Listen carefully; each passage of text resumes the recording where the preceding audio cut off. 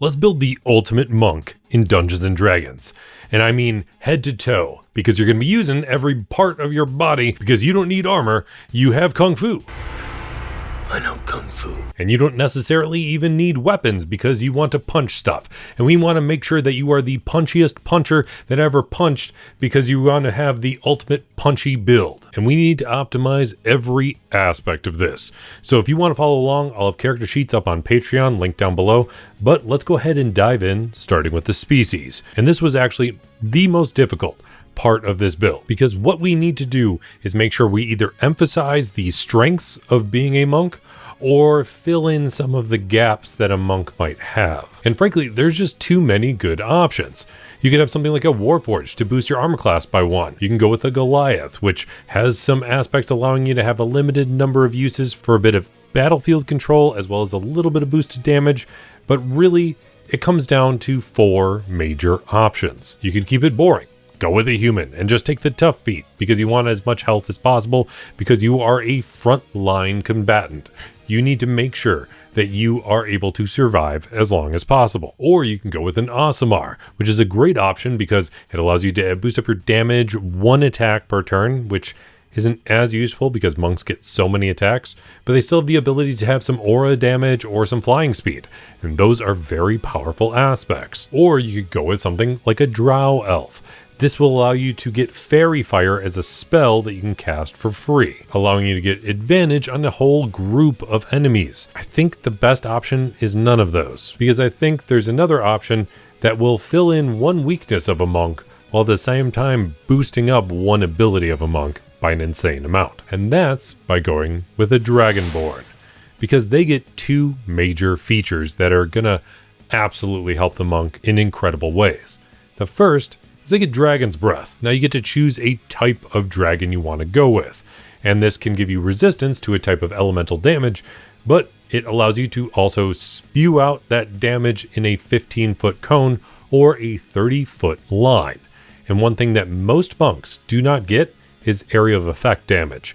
So having some ability to do an AoE attack is going to be absolutely amazing for filling in 1 weakness that a monk has. And the other thing that really helps is that a Dragonborn can get some flying speed by level 5. The flying speed is equal to your walking speed, and monks have an insane walking speed. So now your movement speed gets a flying option, which is just absolutely incredible. But if you want to pick a specific type of Dragonborn, you have to choose whether you want to go defensive or offensive, because a lot of campaigns will have some sort of theme as far as the type of damage you might come up against a bit more often.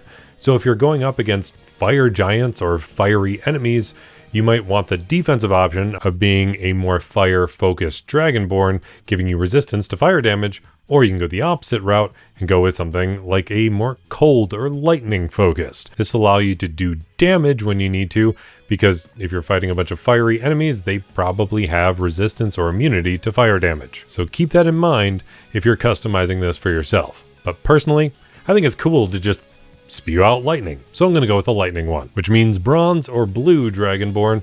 I'm just going to go with blue. I think it looks cooler. Next up, we got to choose a background. And there's only 1 perfect option here. Granted, you can get something that would give you the tough feat for some extra health, but what's going to be more helpful is going with the House of Tharashk Heir. This comes from the newer Eberron book, and it helps a couple ability scores that we want, but they're not perfect. That's okay because of what it grants us as a feat, because we get the feat Mark of Finding. This gives us 3 major features as part of this feat. The first is a expanded spell list if you have some spell casting, but we're a monk, we don't really need to worry about that. Next, when you make a perception or survival check, which focuses on wisdom, you can add a D4 to whatever you roll. But most importantly, you get Finder's Magic. So once per long rest, you can cast the spell Hunter's Mark. And this is probably one of the best things that we could give a monk, because 1, it allows you to keep track of your enemies, which is great, but it is a spell that lasts for 1 hour as long as you're concentrating on it. And as a monk, you don't have anything else you need to concentrate on, making this very useful. And monks get a lot of attacks, and having Hunter's Mark active on an enemy means that you can have 1d6 of extra damage to every single attack you do. Now, it does cost you a bonus action to activate it, so you want to keep that in mind when you're running up and doing your punches in the first place, and you want to make sure that you just target the strongest creature on the battlefield with this, so that way you can really focus in as much as possible, because you really do not want to be wasting your bonus action. But having this active, especially in a big fight, can almost double your damage output, at least in the early levels. Then also Finder's Magic at level 3 gives you the locate object spell in case you need to track something down. Then of course, this background also gives you 2 skill proficiencies, but it's just giving you perception and survival, which is those 2 skills it boosts with its feat anyways. Then it's time to actually dive into the class of monk. When you start off, you get to choose 2 skills, so we're going to go ahead and boost up your stealth and your acrobatics. These both are dexterity focused skills, but they are super useful for a monk. Then on top of that, you get proficiency with simple weapons as well as martial weapons that have the light property. But frankly, there's only one weapon you want to grab anyways, and that's going to be a spear. Mostly because it gives you the damage type of piercing, which is convenient, I guess, but it also allows you to throw it. So you have some sort of ranged attack available in case you can't run up to your enemy, even though you're gonna get some pretty solid movement speed. And spears don't do a ton of damage, but that's okay because at first level of monk, you get martial arts. So you get a martial arts die, which you can apply to any monk weapons, which are weapons that you have proficiency with as a monk. And currently that damage die is a D6, but that gets boosted up to a D8 at level 5, a D10 at level 11, and then a D12 at level 17. And any attacks using your martial arts die can use your strength or your dexterity modifier. And this is also going to apply to unarmed strikes. So you can do plenty of dex-based attacks, you have a ranged attack using a spear, and you can even use your dexterity for grapple and shove checks. But even on top of all of that, if you're attacking with your action, you can automatically get a bonus action to do one more unarmed strike. So keep your spear on you, but make sure to use your head, your fist, your elbow, your knee, your feet, whatever you want to just completely clobber your enemies. Because we want to make sure you're as punchy and just a living weapon, essentially. Also at first level of monk, you get unarmored defense. So your armor class equals 10 plus your dexterity modifier plus your wisdom modifier. Then at second level of monk, you get monk's focus. So you get a number of focus points equal to your level in monk. And you can use them for flurry of blows, boosting that unarmed strike as a bonus action to 2 unarmed strikes instead. You can use patient defense to have the disengage action as a bonus action, or you can spend a focus point to take both the disengage and dodge actions as a bonus action. Or finally, there's step of the wind. So you can dash as a bonus action or spend 1 focus point to disengage and dash as a bonus action, and your jump distance is doubled for the turn. And speaking of distance, at second level of monk, you also get unarmored movement. So your movement speed is boosted by 10 feet. And this upgrades as you level up in monk as well, boosting up to a bonus 15 feet at level 6, 20 feet at level 10, 25 feet at level 14, and then finally a bonus 30 feet at level 18, meaning that with the species that we chose, you can run 60 feet with just 1 movement. Now, if you wanted to get overly ridiculous with it, you can go with something like a tabaxi, allowing you to double your movement speed, but we don't really need that. Most battle maps don't even go that big. Then at second level of monk, you also get uncanny metabolism. So when you roll initiative, you can regain all of your focus points. And when you do so, you get to roll your martial arts die and regain a number of hit points equal to whatever you rolled plus your monk level. But you can only use this whole feature once per long rest. But that is essentially a complete reset and refuel on everything that you need to start another battle. At third level of monk, you get deflect attacks. So if you're about to take any damage that includes, it doesn't have to be entirely, but it has to include bludgeoning, piercing, or slashing damage, you can take a reaction to reduce the amount of damage you take. It gets reduced by an amount equal to 1d10 plus your dexterity modifier plus your monk level. And if you reduce it to 0, you can spend 1 focus point to redirect the attack at some nearby enemy. If it's a ranged attack, you can actually do a ranged attack against another enemy, but if it's a melee attack, you can just make that punch at somebody else. And the amount of damage is equal to 2 rolls of your martial arts die plus your dexterity modifier. Then at third level of monk, we get to choose a monk subclass. And here's where it starts getting interesting, because there are a lot of very good subclasses for Monk. You can straight up go Super Saiyan and do Ki Blasts and have a Spirit Bomb and literally go Super Saiyan. They have this thing where you start shining with a bright light, and it's a little ridiculous, but it gives you some ranged attack options, and it's pretty cool, but it's not as good as some of the other stuff, and you already have a ranged attack if you need to by throwing a spear if you want. You can really focus in on a weapon if you want to and go with the Kensai Monk, which is cool, but it's not optimal, even though it does have some great damage and defensive options. It really comes down to two major choices here. The first is the updated Way of the Open Hand Monk, and this has a lot in common with the other choice, which is what I'm going to go with, and that's the Way of the Long Death, which came out with the Sword Coast Adventurer's Guide about a decade ago at this point. Now, Way of the Open Hand has a little bit more battlefield control, which is super helpful to have. They get some self-healing when they get to level 6, and they get a little extra movement speed, allowing them to use Step of the Wind without wasting their bonus action on it. And they even get a super high damaging option with their 17th level feature. But that damaging option got reduced a little bit in the updated version of this subclass. And instead of being an instant kill, it does 10d12 force damage, which is still great, but it takes 2 turns to pull that off. The Way of the Long Death actually is better in a lot of ways. So let's go ahead and dive into the Way of the Long Death as we build this character, because I'm going to highlight exactly why it's better in most ways. The very first thing it gives you is Touch of Death. Now this has one little downside, but it's still pretty solid, and I had a monk play this subclass in a campaign of mine, and this feature kicked in very, very often. This makes it so when you reduce a creature to 0 hit points within 5 feet of you, you gain temp HP equal to your wisdom modifier plus your monk level. And this is super helpful for your survivability and your overall tankiness, because that means every time you take down an enemy, you are suddenly gaining back some health, or at least a health like shield. Now, Way of the Open Hand did have some battlefield control at this level, but we have other ways to utilize battlefield control as a monk. You just have to wait a couple levels. Despite the fact that knocking an enemy prone is super, super powerful for a melee attacker, but you have so many allies usually fighting alongside you that if anybody casts Hold Person or any other type of spell that might be able to help you out, or somebody else knocks an enemy prone, any of that stuff, that entire feature can kind of go to waste. Then at 4th level of monk, you get an ability score improvement, and we really need to focus in on our stats. So here is our starting ability scores. I'm a little sad we couldn't get dexterity a little higher, but we're going to go ahead and focus on this a little bit now by rounding out our dexterity and our wisdom. Also at 4th level of monk, you get slow fall, so you can reduce some fall damage, and with all the running around you do, this can really save your life. Then at 5th level of monk, you get extra attack. So now you can attack twice as your action and twice as your bonus action if you use Flurry of Blows. Then you also get Stunning Strike.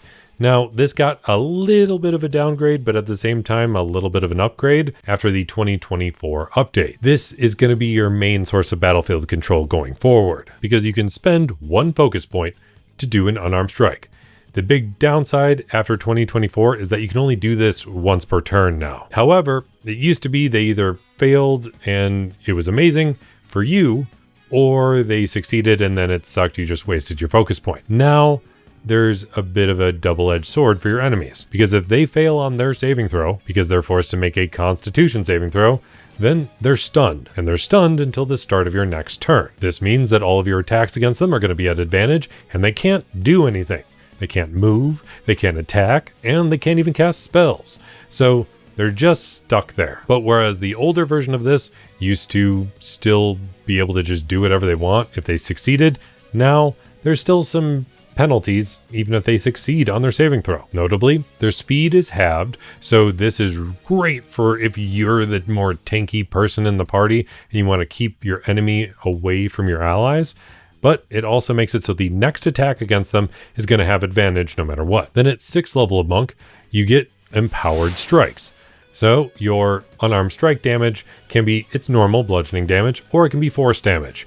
This is super helpful because pretty much no enemy can resist force damage. Then at 6th level of being a Way of the Long Death monk, you get Hour of Reaping. So you can essentially just intimidate the hell out of all of your enemies because you just have a straight up aura of absolute death. So you can take an action and every creature within 30 feet of you has to make a wisdom saving throw. Otherwise, they're frightened. But this only lasts until the end of your next turn, but it doesn't cost anything. So if you find this super useful, this can be super helpful, especially for crowd controlling effects. Because if you make sure that there is a big group of enemies on one side of you and your allies behind you, then that can mean that you are keeping that entire group of enemies back. 7th level of monk gives you evasion. So whenever you have to make a dexterity saving throw to avoid taking damage, you automatically take half damage, and if you succeed on the saving throw, you take 0 damage instead. 8th level of monk gives us another ability score, so we're going to throw 2 more points into dexterity because we just really need to focus on that dex. And then 9th level of monk gives us acrobatic movement. So as long as you're not wielding any armor or a shield, you can actually run across vertical surfaces and across liquids, but you have to finish up that running during your turn. Then 10th level of monk gives you heightened focus. So now your flurry of blows does 3 attacks as your bonus action instead of just 2. So that means you have 5 attacks total. And don't forget that you have Hunter's Mark. So you can boost up all 5 of your attacks to have an extra 1d6 on them. So that is super powerful to have and makes you just do a lot of damage. And I actually had in a recent campaign where they just boosted the heck out of the monk, buffing him with everything imaginable. So he had enlarge from enlarge reduce on him, giving another 1d4 of damage, and then he had some other random spell boosting his damage as well. And then they kept doing hold person or hold monster on the enemy, so every attack was a critical strike, and he just had so much damage that he wound up uppercutting a god, knocking its head off. But that's beside the point. The other thing you get from heightened focus is an upgrade to your patient defense, giving you an amount of temp HP equal to 2 rolls of your martial arts die whenever you use patient defense. Then for an upgrade to your step of the wind, you can now bring along an ally for the running away part, and none of the movement provokes opportunity attacks. 10th level of monk gives you self-restoration, so you don't really have to worry about eating as much. It doesn't cause any exhaustion, and on top of that, you can just shrug off certain conditions, so you don't have to worry about being charmed, frightened, or poisoned anymore. Then at 11th level of being a Way of the Long Death monk, you basically become unkillable. I actually threw a Way of the Long Death monk at an entire party of players once, and it took them forever to kill this random monk that I built, because this feature alone makes it so damn hard to kill them. Because thanks to this feature called Mastery of Death, when you're taken to 0 hit points, you can just spend 1 focus point to go to 1 hit point instead. It doesn't require an action or a reaction, it just kicks in.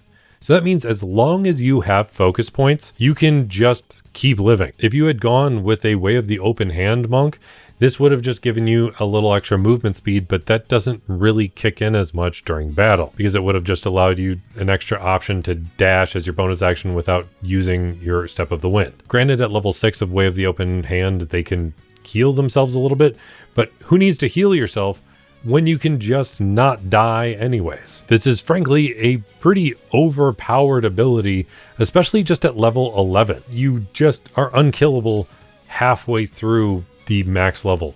It's crazy. Then at 12th level of monk, we get an ability score improvement, so we're going to finally max out that dexterity. It's a little later than I would have liked, but it's still finally kicking in, and we are doing the max damage that we possibly can now. Frankly, if you're at a table that allows you to customize your background, I would actually adjust the background ability scores a little bit so that way you can get 1 point to dexterity, constitution, and wisdom, and just start off with 16 in each of them. That way you can get your dexterity maxed out a little earlier. 13th level of being a monk gives you deflect energy. So now your deflect attacks feature can apply to all types of damage. So if you're hit with a firebolt, you can redirect that. Or even if you're hit with a force type of damage. This is one of the few abilities that can remove force from the equation, which is very powerful to have. 14th level of being a monk gives you Disciplined Survivor.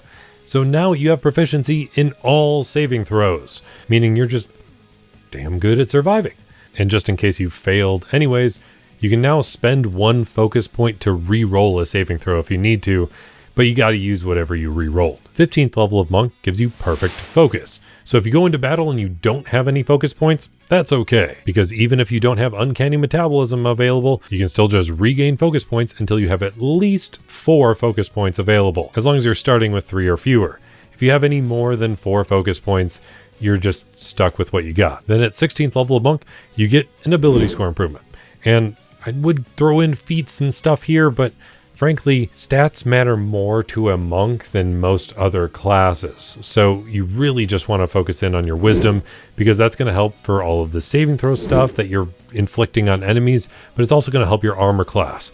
So now you have 20 armor class, even though you're not wearing any armor. And then at 17th level of monk, thanks to being a Way of the Long Death monk, you get something that is incredibly powerful. Because remember how I mentioned that ability to do a crap ton of damage, but it takes 2 turns? There's something you can do that's even stronger by being Way of the Long Death, at least now that the Way of the Open Hand got changed after 2024. Because actually it's called Warrior of the Open Hand now, and it just allows you to spend 4 focus points to deal 10d12 force damage, but it takes 2 turns.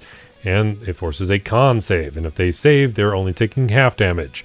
So that means you're taking 2 turns to possibly only do 5d12 damage. So it's not great on your action economy, especially because you can punch a bunch and do more than that. However, if you go with Way of the Long Death, you get something that I like more. Although it does have 2 downsides compared to the Warrior of the Open Hand. It also requires a Constitution saving throw, just like the Open Hand version, but instead of just spending 4 key points or focus points to kick in, you can spend anywhere from 1 to 10 focus points, because this feature, called Touch of the Long Death, allows you to touch an enemy within 5 feet of you, spend 1 to 10 focus points, and then for each focus point you spent, you can do 2d10 necrotic damage.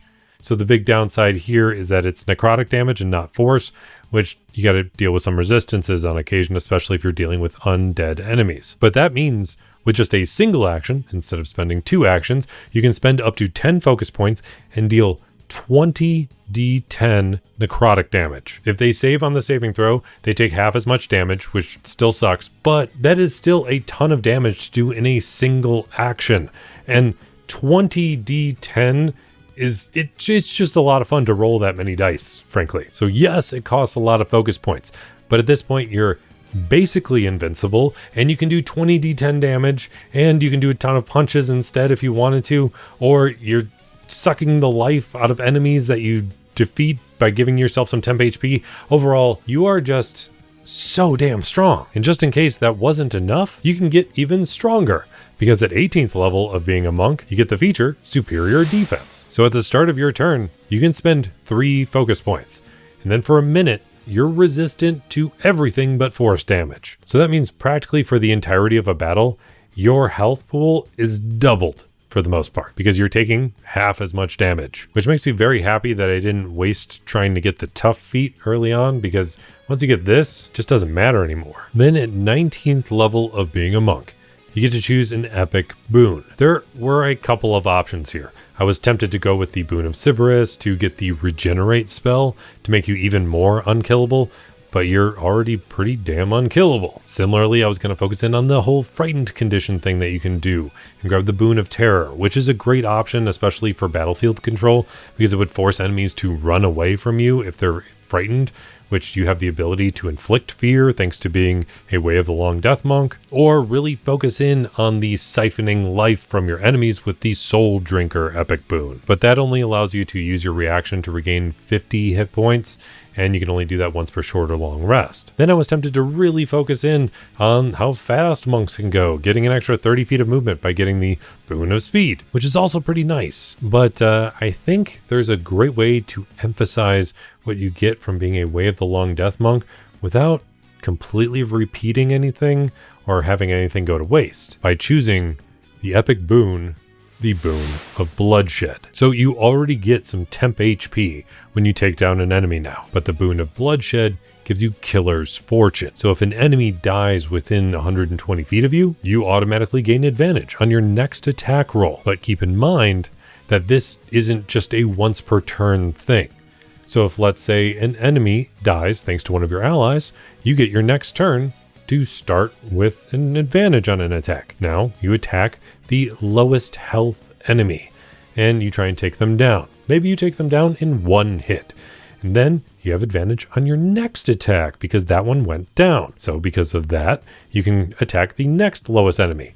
Maybe you take them down too. And then you can have this cascading effect of advantage on attacks just because you are very smart with how you're attacking your enemies.